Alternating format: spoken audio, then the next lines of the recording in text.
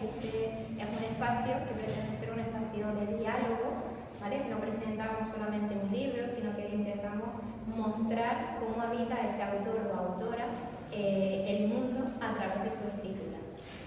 Entonces, ahí lo que van a ver aquí ahora es un diálogo entre las dos un poco para poder conocer qué hay detrás de, en este caso, la premisa de la inocencia, qué hay detrás de Beatriz, y que nos muestre su posición en el mundo y, si puede, que nos lleve con ella.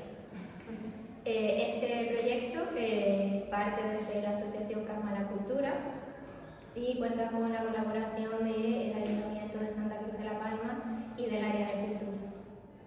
Dicho esto, bienvenido.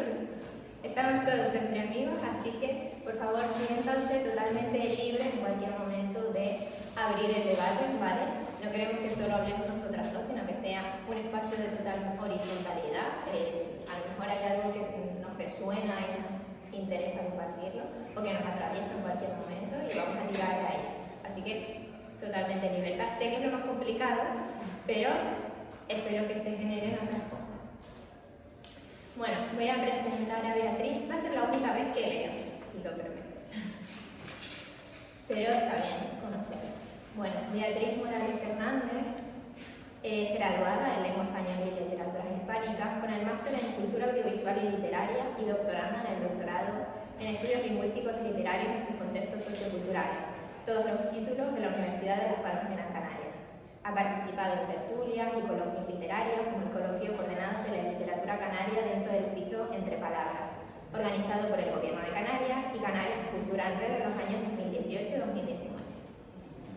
Ha colaborado con artículos en periódicos como La Provincia y Canal 7 y en revistas como las revistas Barricultura I+B, Dragaria, Revista Canaria de Literatura y Revista Tras de Mar de Literaturas Insulares. En el año 2020 se publicó su primer poemario, La Premisa de la Inocencia, a partir de una coedición con la Fundación Manfred Canarias con motivo de las jornadas del Día de las Letras Canarias 2020, dedicadas a Josefina de la Torre.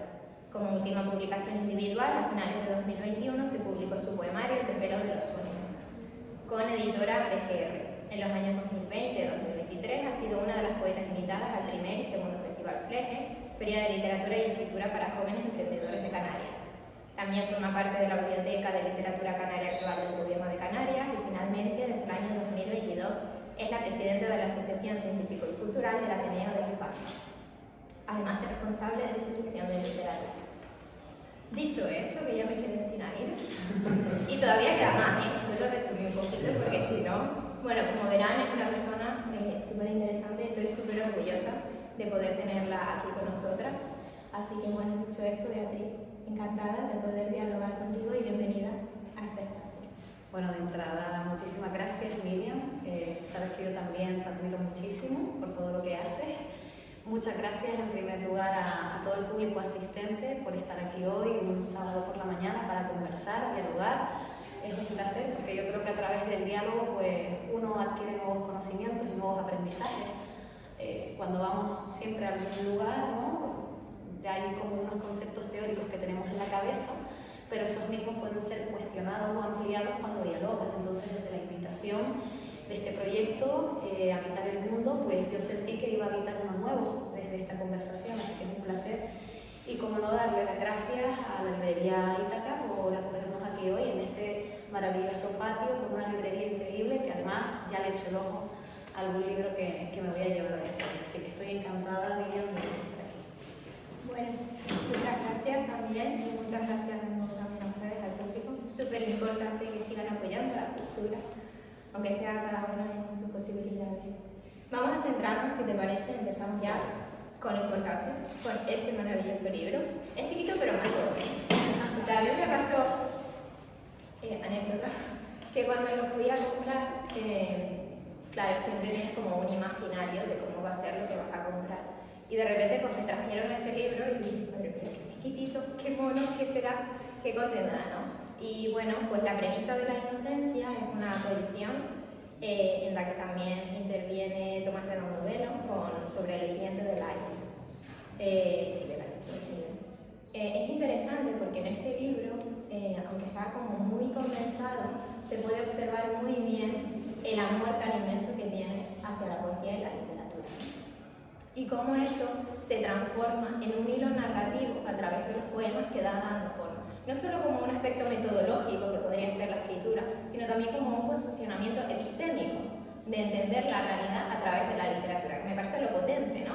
No solo transformamos la herramienta y la convertimos en conocimiento por sí misma. Entonces, es súper interesante cómo abordas eso en tu libro y cómo se convierte, pues, como digo, en el hilo narrativo. Entonces, me gustaría que dialogáramos, que hablaras un poco sobre tu posicionamiento en torno a esto, ¿vale? En torno a cómo utilizas la herramienta no solo para generar, sino también para crear conocimiento, ¿vale? Para posicionarte. Y luego seguimos para no lanzarte como muchas cosas que te después, ¿vale? Pero empezamos por ahí. Bueno, muchísimas gracias de nuevo por tu lectura detenida en este librito, que sí tiene una edición chiquitita, pero muy, muy bonita por parte de la Fundación Mafre Canarias ahora. Y bueno, lo cierto es que la premisa de la inocencia sí trata, porque creo que lo he tratado a lo largo de mi poesía, tanto en este poemario como en mi blog literario y demás, poemas sueltos, lo que es el concepto palabra o el concepto libro, el concepto escritura. Y yo creo que viene parte desde mi propio origen, en cuanto a cuando yo era muy pequeñita.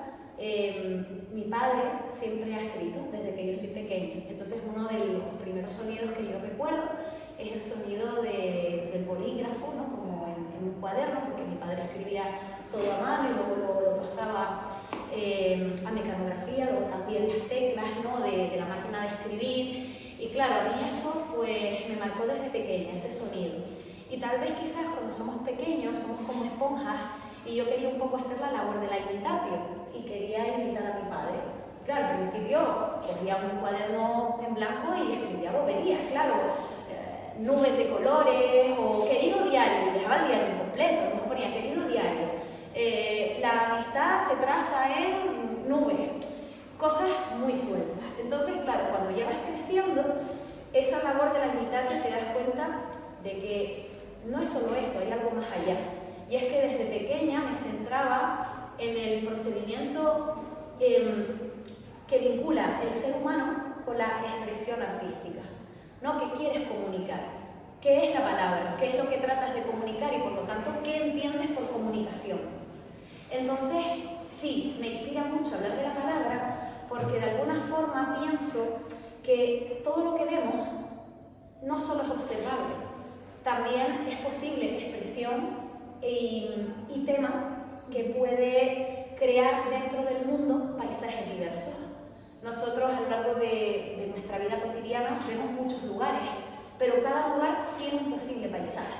Entonces el mismo proceso de transformación ya de por sí está cambiando esa metodología que tú decías, ¿no? Si yo utilizo las palabras para hablar del mundo, ¿qué son para mí las palabras? Porque pienso que tienen ese poder para transformar.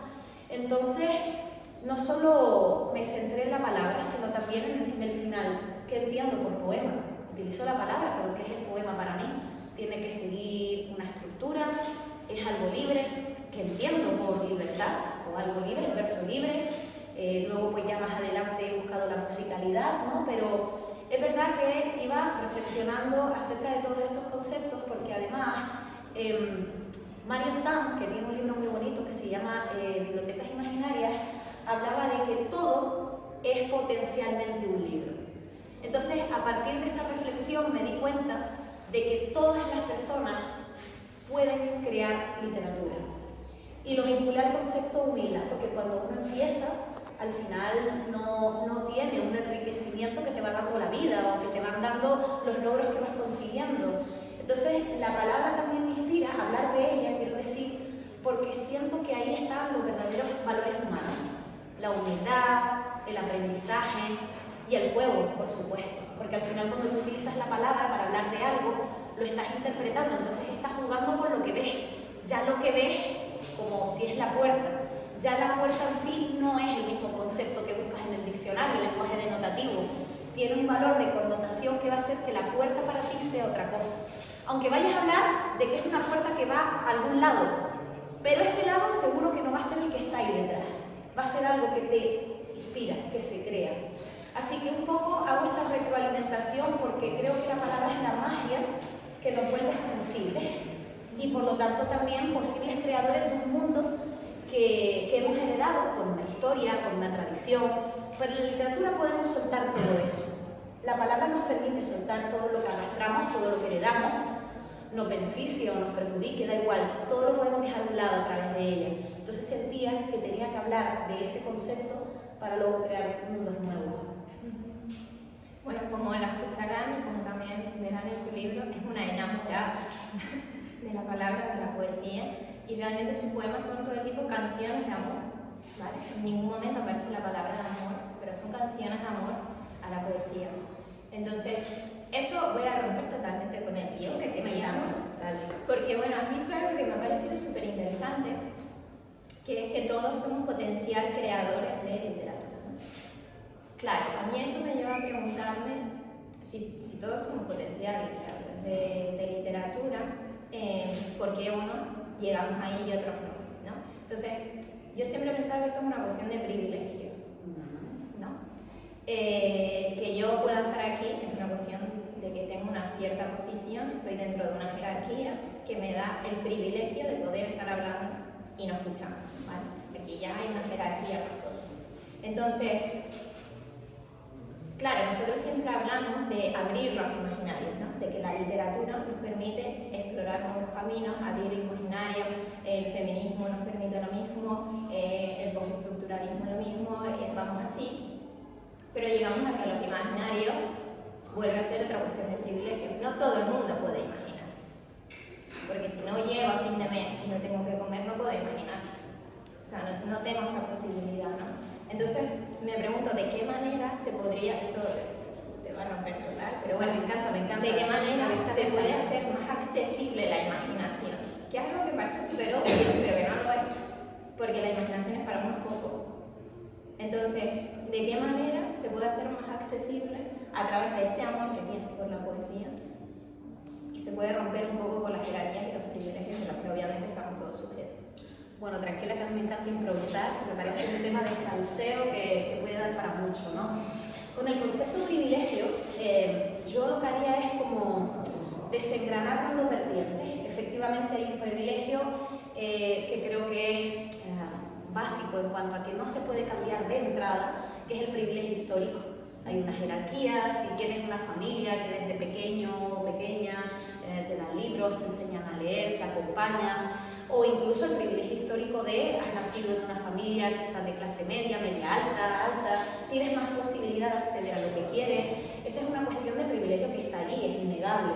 De hecho, hasta mediados del siglo XX estaba claro que las personas que podían acceder a la cultura y que por lo tanto hablaban de la cultura, por norma general eran personas que habían tenido una base educativa muy buena, porque la familia se lo había permitido, ¿no? Tanto económica como personalmente. Pero también está la otra vertiente del privilegio, y ahí es donde podemos cambiar las cosas y hacer que el privilegio histórico pueda poco a poco ir quedando relegado en segundo plano, que es el privilegio educativo. Claro, y aquí sale mi vena docente. Claro, el privilegio de la educación. Si una persona, independientemente de dónde haya nacido o de qué clase social pueda pertenecer, tiene a un docente, una docente que es capaz de transmitirle, que es una persona capaz de crear, no solo a través de la literatura, a través de la pintura, la escultura, la fotografía, que es capaz de crear, el concepto crear. Porque al final también la palabra, ¿qué es la palabra? La palabra también es la mirada. Luego, el propio concepto palabra, el concepto crear, pero que es capaz de hacerlo. A lo mejor le vamos a dar una posibilidad que es la de apostar por su figura, apostar por su talento. Hay muchas personas que efectivamente no se paran a mirar en ello, no lo consideran relevante, primero porque no tienen tiempo, pero en segundo lugar porque nunca han creído que dentro del poco tiempo que tienen pueden dedicar una parte para valorar si son capaces o no, porque nadie les despertó esa chispa, ese juego, esa inquietud, como mínimo la inquietud. Entonces, claro, si tú cuando eres pequeño o eres pequeña recibes esa vocación, esa pasión, el te voy a escuchar, inténtalo, esto es bueno. Incluso cuando todo un niño es un rayón y a lo mejor no tienes tiempo para mirarlo, pero si tuvieras un momento determinado simplemente para decir, oye, aquí hay algo, sigue investigando. A lo mejor le vas a despertar una inquietud creativa que no sabía ese niño de pequeño que tenía. Entonces, creo que es fundamental ir cambiando como mínimo el privilegio educativo, porque puedes hacer que personas, indistintamente de su clase social, no solo sean capaces de crear, sino ver en la creación una capacidad de evasión y de crítica. Porque claro, el arte como crítica, a través del arte se pueden denunciar cosas que quizás hasta ese momento no te habías atrevido a hacer. Porque todos somos capaces de hacer una crítica coloquial. Personas que tengan más o menos tiempo, da igual la clase social en la que estés. Tú quedas con tus amigos, con tus familiares y te quejas. No tengo tiempo, me están sobreexplotando, no consigo trabajo, no consigo ver la vida con más claridad. Eso va a salir del ser humano. El ser humano social va a hablar de lo bueno y de lo malo. Pero si les han enseñado que artísticamente pueden no solo manifestar y por lo tanto soltar, que es muy sano, sino intentar hacer una crítica que pueda llegar a los demás, quizás ya vamos despertando como que el arte tiene la verdadera importancia que debería tener, que es la capacidad de construir un mundo nuevo. La literatura aplicada, ¿en qué sentido? En crear conciencia social. Entonces también ese privilegio educativo ya no solo parte de cada persona, que es lo más importante, sino del sistema. El sistema le da verdadera importancia a la capacidad artística y creativa de las humanidades, o el utilitarismo social heredado capitalista en sí también ha hecho que nos centremos en otras cuestiones más instantáneas y que puedan dar resultados rápidos. Entonces, claro, esto es como un perro que se intenta morder la cola, y dentro de ese perro que se intenta morder la cola están esas personas que no consideran que el arte merece la pena. Y creo que parte porque nunca nadie los miró. Lo vio, pero no los miraron. No miraron su capacidad de talento para hacer algo, para crear. Sí, totalmente de acuerdo contigo. Yo realmente te la lanzaba porque hasta cierto punto creo que, obviamente dentro de los límites, creo que en lo que estás trabajando ahora mismo se aborda esto. Porque cuando tú generas contradiscurso, en cierta manera ya estás metiendo un pie dentro. Obviamente no vas a derrumbar porque estamos hablando de desigualdades que están estructuradas de manera sistémica y que es muy complicado para ello. Pero tú ya estás metiendo tu pie. Entonces, una vez metes el pie, luego puedes meter la mano y puedes traerte contigo a quien tú quieras. Yo tuve la suerte, para los que no lo saben, solo lo sabe mi padre, de leer en lo que está trabajando ahora Beatriz. Y también me parecía interesante traerlo aquí un poco a coalición, porque obviamente cuando escribimos algo ya lo soltamos, nos desprendemos de esa parte y hay muchas veces que ya no nos reconocemos en eso que escribimos, porque fue otro yo que estaba siendo atravesado, habitando otros momentos, otras circunstancias, y no tiene que ser ahora lo que estoy haciendo ahora, ni siquiera a lo mejor ni lo que creo. O sea, lo bonito del pensamiento es que cambia constantemente, ¿no? Entonces, Beatriz ahora, por lo que pude leer, spoiler, les animo para cuando salga que lo compren. Es curioso porque en sus poemas mantiene la misma estructura, ¿vale? Sigue apareciendo ese hilo narrativo a través de la poesía, el léxico siempre está construido a través de ese amor en la literatura, pero va incluyendo contradiscursos que van criticando a la sociedad actual, ¿no? Va tirando de los tópicos actuales, como por ejemplo la mercantilización del cuerpo, los patrones de belleza hegemónicos, y va generando otro discurso propio. A mí me parece que esa es una manera de abrir la imaginación, ¿vale? Cuando tú rompes con el discurso hegemónico y generas otra manera de mirar, otra manera de hacerte ver, que es lo importante, lo que queremos todos, ser reconocidos y reconocernos, ahí ya estás metiendo el pie. Entonces, bueno, quería ahora hablar un poco sobre esto, ¿vale? Y sobre cómo en tu nuevo trabajo, pues hablas un poco de todo esto, podemos ver ideas que abordan un poco todo el tema de la modernidad líquida de Sigmund Bauman o de la vida precaria de Judith Butler. Entonces, ¿cómo te mueves ahí? ¿En dónde transitas? ¿Y cómo lo llevas a lo que es tu creación? Bueno, la verdad es que efectivamente en el nuevo trabajo abordo todo lo que es una cuestión más de la crítica social para luego darle la vuelta y hablar del amor social. Y para mí, poder hablar de amor desde un concepto de sociedad significa deshacernos en verso. Y volvemos a ese concepto de amor a la poesía, como decía Miriam, ¿no? ¿Por qué? Bueno, porque muchas veces para ser capaces de creer en nosotros mismos y nuestra capacidad de crear o de detenernos para valorar dónde estamos y qué nos enseñan, y si todo lo que de alguna manera vamos aprendiendo desde pequeños es lo que verdaderamente queremos y sentimos, necesitamos un momento. Y aquí va la clave, necesitamos un momento. Pero claro, ¿qué entendemos por momento? ¿La instantaneidad o detenerse? Claro, un momento puede ser que te paras un segundo, pero te paras de verdad. No es camino, me paro rápido y sigo, no, me paro y miro que no veo lo que me rodea. Y me voy dando cuenta de que la gente corre apresurada, de que yo estaba corriendo también de una manera demasiado volcada en poder llegar al siguiente punto y no disfruto del camino, no disfruto de la música. Muchas veces nos ponemos los cascos, pero verdaderamente estamos escuchando la letra o es la melodía la que da el ritmo de boom, boom, boom, con mis pasos voy rápido, rápido, rápido. Entonces, claro, hay un momento determinado en el que no somos capaces de ver el significado de las cosas, nos quedamos en el significante, pero no en el significado.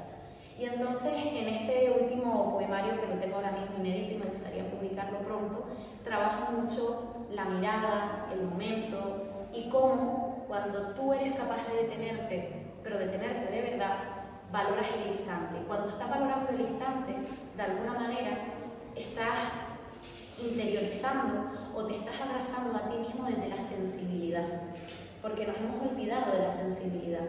Y ahí critico también, por otro lado, a nivel lírico, la sociedad que hemos heredado, la sensibilidad hacia las personas y sus pequeños detalles, la sensibilidad hacia los lugares y los posibles paisajes que en un mismo lugar se pueden ir creando, la sensibilidad climática o temporal de un mismo día, cuando te detienes y no solo miras el horizonte para sacar una foto, sino ves la paleta de colores que se va creando en el cielo, como nos ocurrió hoy cuando con mis amigas vine en el avión y de repente estaba el Teide y estaba el color violeta, el azul celeste, varios tipos de naranja, un amarillo. Pero claro, si te detienes simplemente, no te detienes, sino que rápido quieres tomar una foto, verdaderamente no estás valorando esa paleta de colores que luego podrías pensar que es como un cuadro vivo. Poesía vivencial. Si tú de verdad te detienes a mirar algo, de alguna manera estás haciendo poesía vivencial. Y luego, si te han enseñado a que eres capaz de crear desde la disciplina en la que te sientes cómodo, esa poesía vivencial se va a convertir en una obra de arte. Porque en una obra de arte hay un concepto clave que es la originalidad. La intertextualidad está ahí, todas las lecturas, todas las galerías que visitamos, todo lo que nos dicen está claro que afectan a la hora de proyectar hacia afuera. Pero hay algo que es tuyo, hay algo que es propio de tu mirada, de cuando te detienes y eres capaz de ver y mirar después de ver. Entonces, al final, lo que hago en este poemario es trabajar un poco cómo no somos conscientes de ello y, por lo tanto, en otros poemas hablo del valor y de la belleza del instante, que la verdadera belleza no está tanto en el cuerpo, en lo carnal, sino en la abstracción, en el existencialismo de lo que sentimos, porque muchas veces creemos que lo rápido va a ser lo que nos cause verdadera efusividad, verdadera emoción, y quizás es lo que nos queda después, ¿no? Lo que recordamos con el tiempo, recordamos lo que verdaderamente sentimos, es lo que recordamos porque nos dejó algo, y ese algo ha requerido tiempo, nostalgia, melancolía, para poder saber que es nuestro y que lo sentimos así, ¿no? Y lo trabajo mucho a través de la crítica social, ¿no? Y también, por otro lado, lo trabajo porque cuando surge este poemario inédito, lo cierto es que estábamos en pleno confinamiento, el origen es la COVID-19, y entonces empiezo a plantearme que ahí fue cuando la sociedad verdaderamente obligada, por supuesto, se paró. Si éramos conscientes de que nos habíamos parado, o sea, estábamos en casa, pero la gente, ¿y qué hago? Pues voy a hacer qué. ¿Y qué hago? Voy a hacer mucho ejercicio, voy a ver muchas pelis, pero a mí me gustaba sentarme en la terraza y mirar cómo caía el sol, que podría haberlo hecho cualquier otro día sin ese contexto, pero simplemente sentarme y mirar cómo caía el sol, el sonido de los pájaros sin un sonido de coche, y entonces decir, ¿había valorado este instante antes? que es entonces el instante para mí. Como estoy pensando en esto, de alguna manera no estoy haciendo ahora mismo prosa poética, que luego puedo transformar en verso y crear un poema. Entonces todo como que se fue generando para crear un engranaje de conceptos. Poesía, amor social, momento, y todo ello para mí, lo que es la poesía, lo que es el arte. Para mí el arte, personalmente, es la capacidad de tener una mirada sensible hacia las cosas y las personas. Súper interesante. Y también me lleva un poco a cómo, bueno, al final, los grandes temas ya están hechos. Lo siento si alguien quería ahora ser súper innovador, pero es así. O sea, ya te lo decía antes, no podemos ser originales porque no estamos en el origen.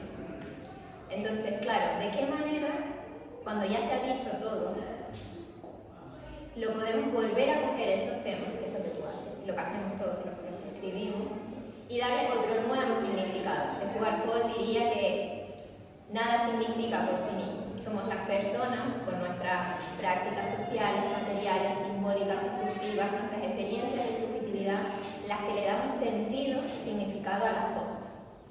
Entonces, ¿cómo tú trabajas los conceptos que ya han sido trabajados, que todos trabajamos, como la pérdida, el amor, la soledad, pero lo haces único, ¿no?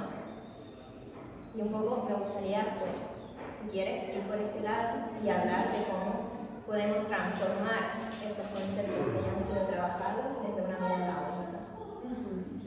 Pues mira, en primer lugar, yo creo que me gusta darle la vuelta a las cosas, a los grandes temas que ha perseguido la literatura, como son el amor, el paso del tiempo, la naturaleza, pero obviamente le doy la vuelta desde el más puro cuestionamiento existencial, porque claro, me planteo todo lo que me han enseñado hasta la fecha.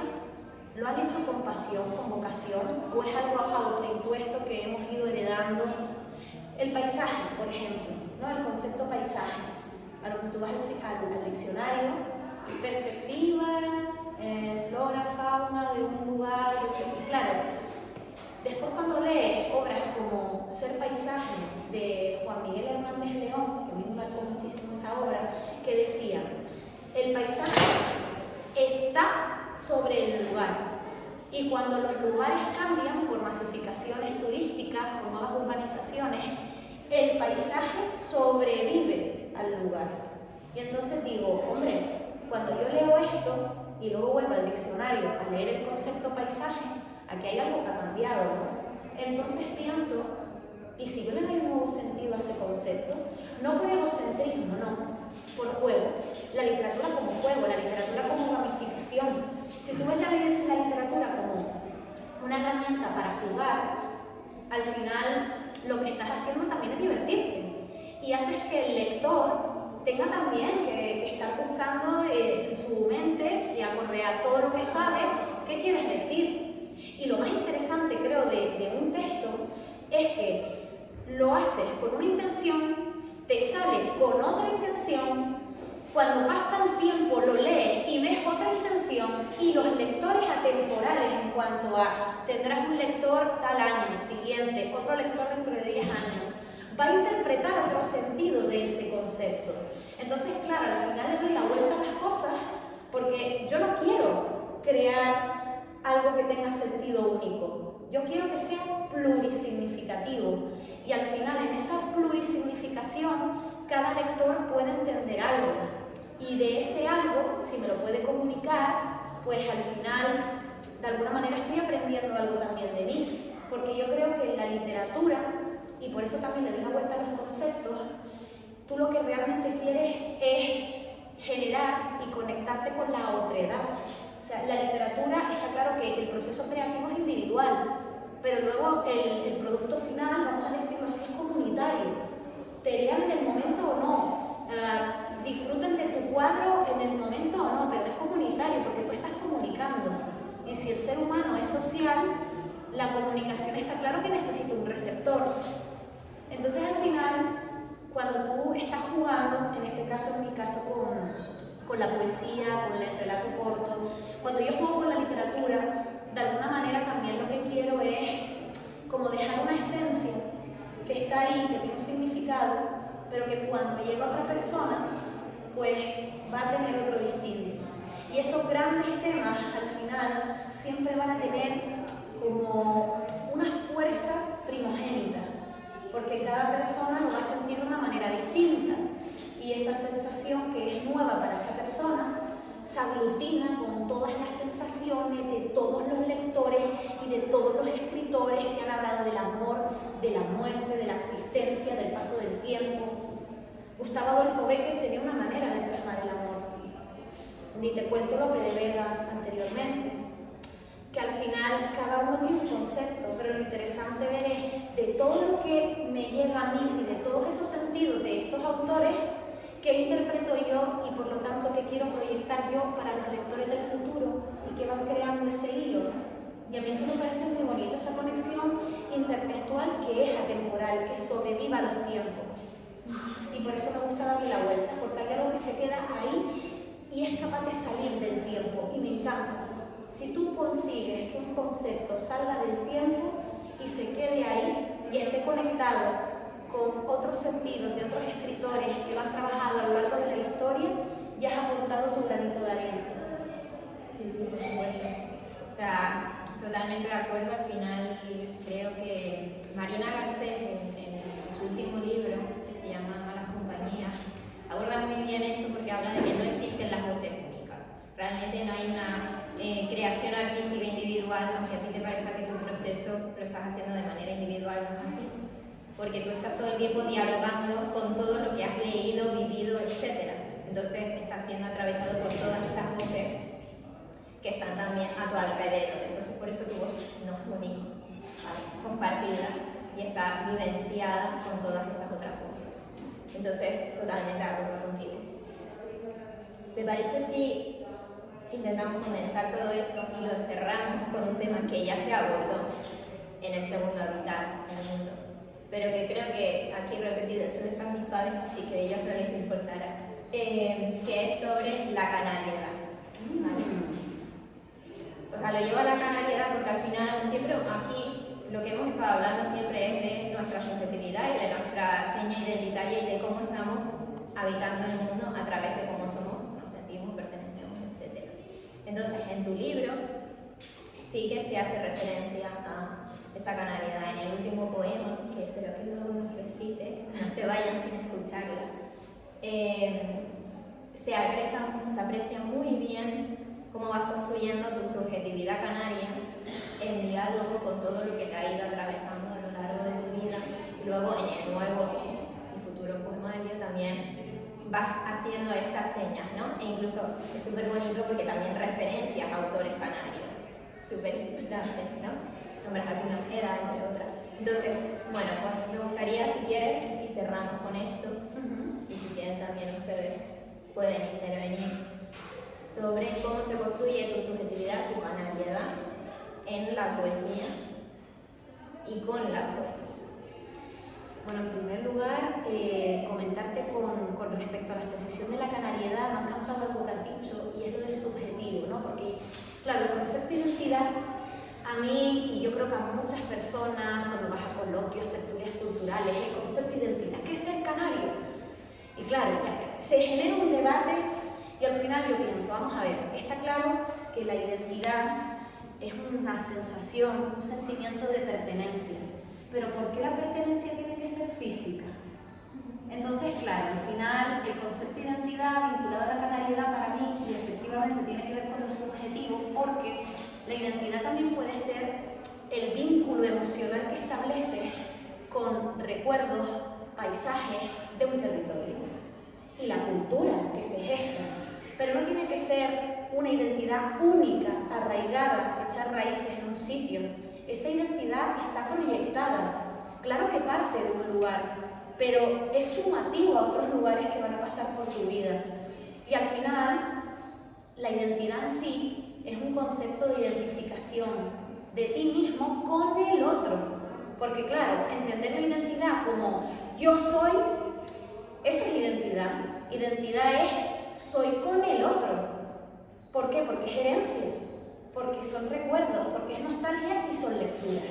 Entonces, claro, partiendo de las lecturas, para mí la canariedad, dentro de este concepto que relaciona lo subjetivo, el recuerdo y las lecturas, está en todos esos escritores y escritoras canarios, en este caso, porque es el territorio en el cual hasta el día de hoy he vivido y que además, al estudiar filología hispánica, me centré en la literatura canaria, pues en todos estos poetas, narradores, dramaturgos que se han proyectado para mí, porque es el tema que a mí más me llama la atención, en el paisaje.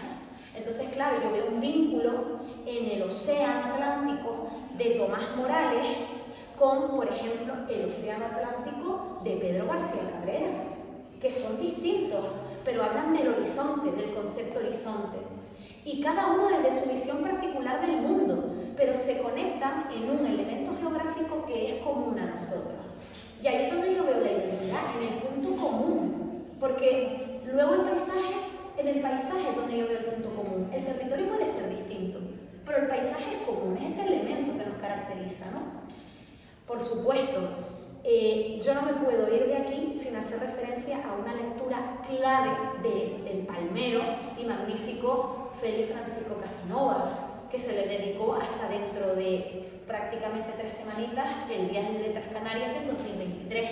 ¿Por qué? Porque a mí esa lectura me marcó con el paisaje, cómo era capaz de crear una identidad colectiva, pero con la naturaleza, y quería llegar al origen ¿de qué? De la sensibilidad. Y la sensibilidad para él, ¿dónde estaba de forma pura? En el agua. Volvemos a ese concepto otra vez, la mitología acuática que ha perseguido a Pino Ojeda, a Josefina de la Torre, a Félix Francisco Casanova, a Pedro García Cabrera, a Alonso Quesada, Tomás Morales, Saulo Torón, etc. Natalia Sosa Ayala, porque claro, Natalia Sosa Ayala a través de la naturaleza crea una identidad canaria alternativa a lo vigente en el siglo XX, porque era mujer y lesbiana. Y cómo a través de la naturaleza se proyecta y tú puedes sentir la canariedad, pero una canariedad contemporánea, abierta, rompiendo lo establecido. Para mí esa es la identidad. Y por eso la trabajo y los recuerdo en mis poemas, no solo en algunos versos, como efectivamente el último poema de La premisa de la inocencia, que se titula Idiosincráticos, sino también en distintos poemas sueltos o de mis composiciones inéditas, donde siempre empiezo un poema con una cita de un autor o autora canaria que ha hablado del elemento geográfico en el cual yo me voy a centrar en mi propio poema. Que normalmente, cierto es, suele ser el agua, la lluvia, el agua que choca contra las rocas, la orilla, el viento, porque al final el viento viene cargado de arena y viene cargado de calima o viene cargado de salitre. Entonces, claro, todos ellos han hablado de sí mismos o de lo que les ocurrió, pero siempre se volcaron en el paisaje, sobrevivieron al lugar, y si tú sobrevives al lugar, al final estás creando una identidad que todo el mundo que viva en esos sitios siempre va a reconocer, aunque ya ese lugar haya cambiado. Alonso Quesada lo llamaba hombre sentimental. El hombre sentimental es aquel que es capaz de sentarse en un sitio que a nivel histórico ha cambiado, pero tú lo sigues recordando como tuyo porque en el pasado se habló de él. Esa intertextualidad en el arte genera una identidad colectiva y creo que también eso es lo más sanador en el arte. Y si entiendo la literatura como amor social, era indispensable hablar de esas interconexiones de escritores y escritoras canarias que me han hecho también proyectarme de una manera. Sí, totalmente de acuerdo contigo. Yo incluso creo, bueno, no creo en la identidad en singular. Creo que en todo caso habría que hablar de identidades en plural e incluso de realidades más que de identidades, porque si nos vamos al concepto clásico con Freud, nos damos cuenta que eso ya no está vigente, ¿no? Entonces, bueno, incluso Mark Fisher diría que hay que romper con el identitarismo, porque ahora mismo es que se está generando también un movimiento cultural de que se está generando tanta subcultura, por eso que tenemos esa necesidad de identificación y pertenencia, que ahora parece que si no te gusta el mojo, no eres canario. Aquí una que no me gusta el mojo, reivindicando ese lugar, ¿no? Entonces, que estoy completamente de acuerdo contigo cómo lo has ido construyendo y cómo describes que se ha construido tu subjetividad a partir de todos esos sentidos. ¿No? Y que además, Miriam, quería añadir a esto que dices, que claro, porque hay apropiación identitaria también porque se utiliza la palabra de una manera específica. Entonces volvemos a ese concepto, parece como que se cierra de manera cíclica, porque claro, tú estás nombrando y cuando nombras estás cargando de sentido algo. Entonces si utilizas la palabra de una manera, vamos a decir así, con una intención peyorativa subversiva, pues al final está claro que vas a cambiar conceptos como el de identidad. Entonces ahora la pertenencia como exclusión en vez de comunidad. Entonces claro, si tú a través del arte defiendes la identidad como algo comunitario, estás rompiendo con esa visión que separa, que hace que las identidades estén segregadas. No, las identidades son sumativas. Entonces la palabra es muy importante, entender qué significa, pero no así, vuelvo a lo mismo, buscar lo que es el concepto palabra, sino la capacidad que tiene la palabra para transformarlo todo, como un eje transformador de lo que conocemos y de lo que se podría conocer más adelante. Entonces ahí es muy importante, porque además los poetas, sobre todo en la literatura canaria actual, se habla mucho del lenguaje, de la lengua. Me creo una identidad a través del lenguaje, de reivindicar mi propia lengua o mi propio canarismo, por ejemplo. Utilizar canarismos con orgullo, no en cuanto a, mira, no soy canario, sino he nacido en un lugar, me enseñaron estas palabras y por lo tanto los personajes que yo conozco deben hablar así. Porque también es legítimo, como lo es que en otras comunidades autónomas se utilicen otro tipo de palabras porque las han aprendido en esos lugares o en esos pueblos. Entonces, algo sumativo. Pero para eso hay que entender lo que significa la capacidad transformadora de la palabra, creo yo. Sí, totalmente. Incluso creo que no solo la palabra nos nombra, sino también la mirada, como tú decías, ¿no? No es lo mismo ver que mirar, y cuando me miran, me nombran, me ponen en un lugar. Entonces, ¿de qué manera también esto ya no lo vamos a abordar aquí porque da para otro habitar el mundo en la próxima? También habría que hablar de eso, de cómo transformar no solo la palabra, sino la mirada y las connotaciones que eso trae. Totalmente de acuerdo. Bueno, si te parece, si les parece, nos puedes recitar alguno de tus poemas y así animamos a la gente a que se interese todavía más en ti. Bueno, para mí es un placer. Viene la parte más emotiva para mí. De hecho, si quieres puedo empezar con este último del que hemos hablado, idiosincráticos, que sé que tienes especial curiosidad de que lo lean. Bueno, idiosincráticos, como dije antes, a mí no me gusta explicar los poemas, pero simplemente resaltar que proyecta mi amor hacia la literatura canaria y se evidencia a través de la musicalidad de los versos. Las playas en las que nacemos son parte de la sangre que recorre nuestro cuerpo cada día.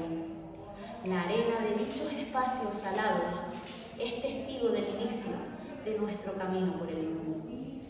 El océano Atlántico cubre los horizontes de las islas y las metaforiza como paraísos perdidos que reciben al extranjero con los brazos abiertos y con sus tesoros paisajísticos escondidos para que sean descubiertos y admirados. La insularidad del regazo materno, la atlanticidad del llanto de un niño, el aislamiento del cariño paterno, la cercanía del habla y su balanceo con la voz de la tradición. Ingredientes que forman un todo, periférico desde fuera y céntrico desde dentro, partes de una musicalidad que se agolpa en el vaivén de la pluriculturalidad, de huesos rocosos y alma volcánica, caracterizados por una voz potente, llena de tiempo, represaliada en su propio origen, cosmopolita y perdida a veces, cálida y recogida en su tierra otras tantas, voz con palabras agarradas al silencio, aferradas al ciclo natural que se va desvaneciendo cuando las luces de las farolas cierran las puertas del cielo estrellado.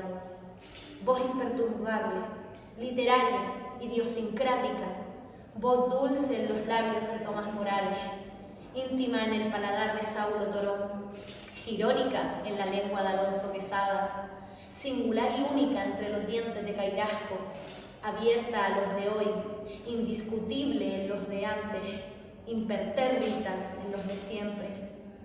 Somos la tierra en la que se pisa el mar, el aire pegado a la roca, el rugido de los volcanes dormidos. Fuimos, somos y volveremos a ser las venas idiosincráticas de nuestras 8 madres, las Islas Canarias.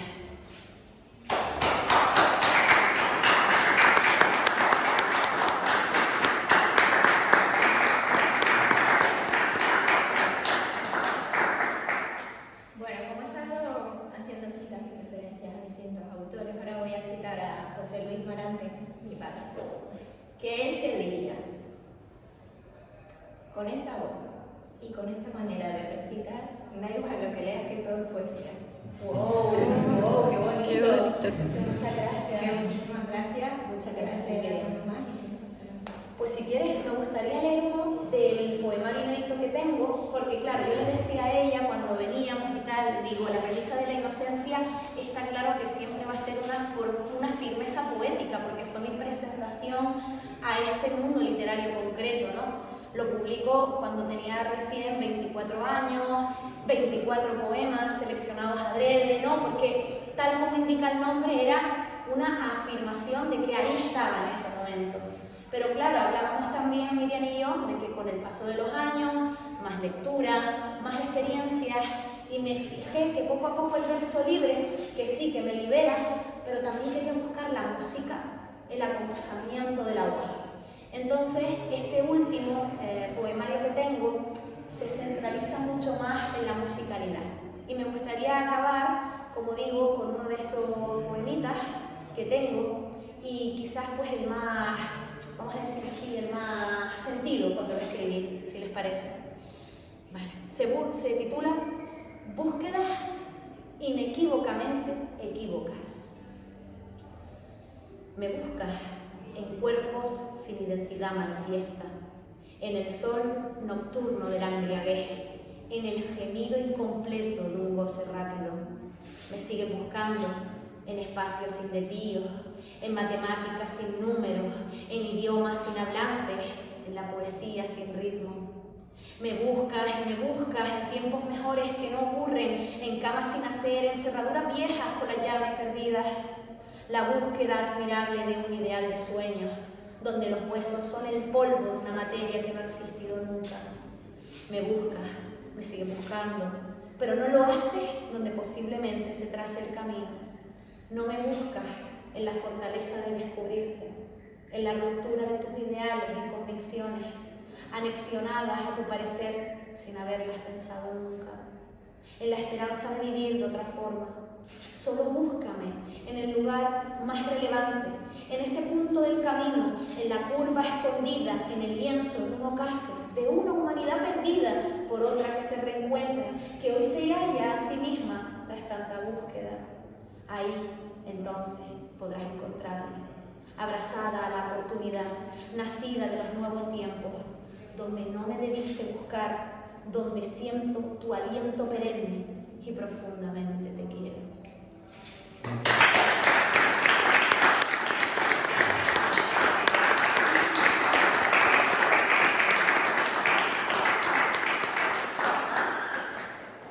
Bueno, creo que todos nos vamos con muchísimas cosas encima, así que creo que hemos conseguido habitar el mundo desde otro lugar. Muchísimas gracias a todas las personas que están aquí. Espero verlos en los próximos encuentros. El próximo será el 24 de febrero y tendremos a Aira González Rossi y a Esmeralda Rodríguez. Así que bueno, les invito, encantada de saludarles.